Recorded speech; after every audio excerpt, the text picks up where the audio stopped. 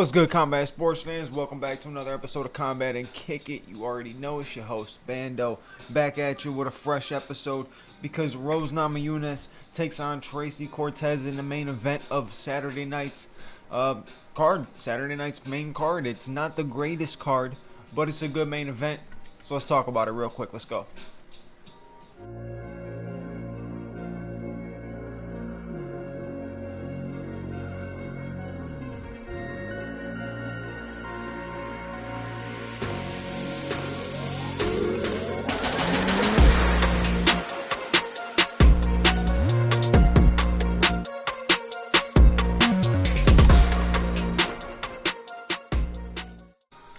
So this is a pretty lackluster free card, right? I mentioned that this week, next weekend, we're kind of back-to-back on the lackluster, not really stacked free cards, which, I mean, it happens. We expect that when we get so many banger main, like, pay-per-view cards, you have to expect that the free ones aren't going to be top tier or nothing like that. But Rose Namajunas takes on Tracy Cortez. Originally was supposed to be Rose versus Macy Barber. Macy Barber got hurt, had to pull out, so filling in Tracy Cortez. Nice to answer the call. So shout out to Tracy Cortez. She answered the call. She's fought a lot of tough fights. I feel like she was on her way to getting a matchup of this, caliber. I think she had the potential to end up fighting in this level anyways. So it's really interesting to see, can she get it done against one of the better women's fighters we've seen in the last, 5 to 6 years. Rose is one of the top female fighters. Obviously, she's had some ups and downs, but we've seen the best version of Rose and we've seen the worst version of Rose. But I feel like we haven't yet seen every aspect of Tracy Cortez. Like, we're still in the process of seeing where her game is and how she's evolving and everything like that. But one of the craziest things about this fight was what's leading into the fight.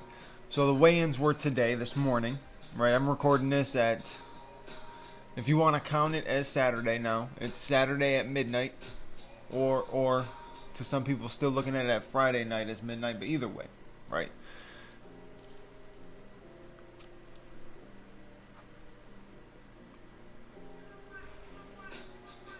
Ooh, that burnt. Either way, Tracy came into this fight week tad bit overweight. I wouldn't even say a tad bit overweight because she was pretty much on point. She was just missing by like 1.5 to 1.5 in that area or something like that, just missing. Craziest thing is, so she goes to the weigh-ins today and she gets on the scale. She's a little bit over, so she's got to, come back, get back on the scale. She gets back on the scale after cutting some hair off, right? She cut some hair off to make weight. But I am utterly confused about this. She cut her hair off to make weight, right? It would help, she shortened her hair and everything like that, got some length off the hair to make weight. But then weighs in holding the hair that she cut. I'm not quite sure how that made any sense. Not quite sure how the scale read differently than what it would have when she had the hair on her head compared to her holding it. It really confused me. A lot of people were bringing that up, like, wait, how is she like not missing weight now? She's standing there holding the hair that she was supposed to cut to make weight. Doesn't make any sense. And that was a little on the confusing side to me. Either way, she ain't got to give up a percentage of her purse. I think it's 30% when that stuff happens, so she don't have to give up 30% of her purse or nothing like that. She could just go ahead, step into the biggest fight of her career and see what she can do. Both women need a win, you know what I'm saying? And it's not a win in terms of, they've been losing in their career. No, nothing like that. They just need the win, especially this scale, right? Rose needs to continue to show that she's top tier in the division, that she's top tier in women's fighting in general. Because if she doesn't, right, if Tracy is able to come in here and get a good win over Rose, like a finish or something like that over Rose, then you're going to start putting Rose in that category of being like a gatekeeper, right? Because now you're talking about, she's going to continuously fight all the people on the come up instead of just fighting on her own, getting the belt, the title shot, all that kind of stuff, right? So she's on her way to becoming a gatekeeper, Rose. which isn't always a bad thing. right? People hear gatekeeper and they immediately assume that Jane. It's not a bad thing. It really isn't. It depends on how you are as the gatekeeper, right? Are you the gatekeeper who is keeping the gates closed and blocking it out from any of the top guys ever making it up higher, or are you the gatekeeper that, all right, we'll just throw him in there against so and so. If he gets past him, good. If he doesn't, then our hype train keeps on rolling, type of thing. Like, that's what a lot of the gatekeepers are. They're fed to the hype trains so they can keep the hype train rolling. But you know, she's on that way to that. But I think this is a good matchup for both women, right? It's not one of those ones where you really have to go in worrying that either of them is going to get like early finish or anything like that. You're going to get a fight. You're going to see both women have to adapt and overcome and make decisions in the fight and make adjustments that they need to and everything like that. With Rose, man, Rose with Trevor Whitman, she's on point. She stays calm, right? But she's also like, he could also get her going a little bit. Pat Barry is just like feeding her just, oh, you're doing great, you're doing great. He was feeding it to her during the Carla Esparza fight like she was doing something amazing when she was doing nothing, right? As a coach, you need to get under your fighter and let them know, like, you got to put your foot on the gas and you got to get going. And that's exactly what Pat Barry should have done with Rose, and he didn't. If Trevor Whitman was in the corner at that time, and even if he was, he might have been in the corner but not having any talk because Pat Barry's trying to take it over completely. You let somebody like Trevor Whitman continue to coach somebody like Rose, and you'll see more and more knockouts like you did of her versus Weili Zhang. The patient, quick, accurate, clean shots. That's how Rose is. That's how Rose will win this fight.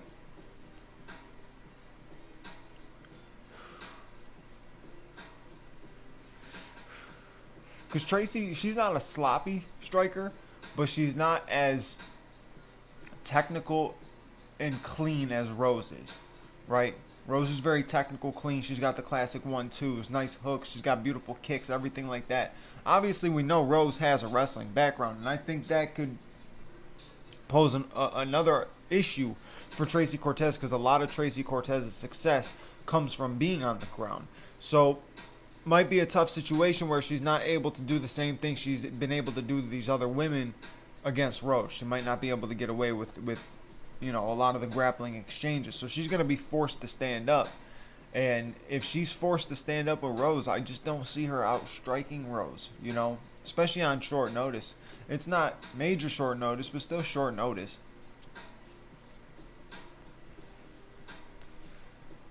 But the statement that Tracy Cortez can make, if she does beat her on the feet, even if she beat her like on the ground, get a submission. If you go in there and you finish a former champion, right? No matter what the case may be, if you're finishing a former champion, you're on your way up. Simple as that. You're gonna get boosted. You're probably gonna be the next person to fight for the #1 contender slot. Whoever wins this fight. I think if Rose wins this fight, you can rebook Rose and Macy Barber. If Tracy Cortez wins this fight, you might even be able to book Tracy Cortez and Macy Barber as #1 contender fight. You know what I'm saying? Or keep them in the realm of fighting around for the 125 belt. You know, there's a possibility we might get Alexa and Valentina at the Sphere. If Valentina doesn't want to do the Sphere, Tracy Cortez says if she can get this win against Rose, she is more than happy to go and fight in the Sphere for, I think it's Mexican Independence Day. So it'd be massive to have her versus Alexa Grasso on that card. So we'll see what happens. The division's got a opportunity to get shaken up a little bit. You know, we're used to seeing Rose in the top of the division and always peeking her way to being in that 1, 2, 3 slot, always having that potential of being the next title challenger. You know, if Tracy Cortez can go in there and get it done, then she slows down that whole thing of Rose being able to get back to the belt, and you start to see different people in the top 5 and stuff like that. And I do want to see the division get shaken up a little bit. So believe it or not, I think that Rose will get this done. But if I'm really talking about who I'm rooting for, I gotta go with Tracy Cortez on this one. And it's nothing against Rose at all. You know what it is to me? It's like it's like all them years when the Patriots went to the Super Bowl, right? It's like, okay, yeah, cool. You know, like, that's awesome. It'll be a fun game in the Super Bowl with the Patriots and stuff like that. But I've already seen them. You know what I'm saying? We've seen them there. We've seen them do it. I'd rather see like a new team against another new team that, you know, never really made it to that point. And, you know, that's where I'm at with a lot of sports, right? So with Rose, we've seen Rose make it to the dance. She's made it to the dance multiple times. She's became a two-time champion in the 115 division. Or no, what? No, her first belt was in the 115-pound division. At least I thought. And then her second maybe 125, but I'm not sure. I might be a little off on that. Maybe Zhang Wei Li was a, or no, this is at 115, isn't it? Is this at 115 or 125? I think it's at 125. I'm over here confusing myself. I do this usually every episode, so I'm keeping it alive. So it's a women's flyweight matchup, so it's a 125.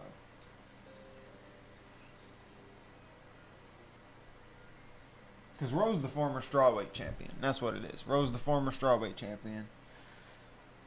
But Rose has made it to the dance before, man. We've seen her become champion. It'd be cool to see somebody else dancing around the top 5. Somebody like Tracy Cortez.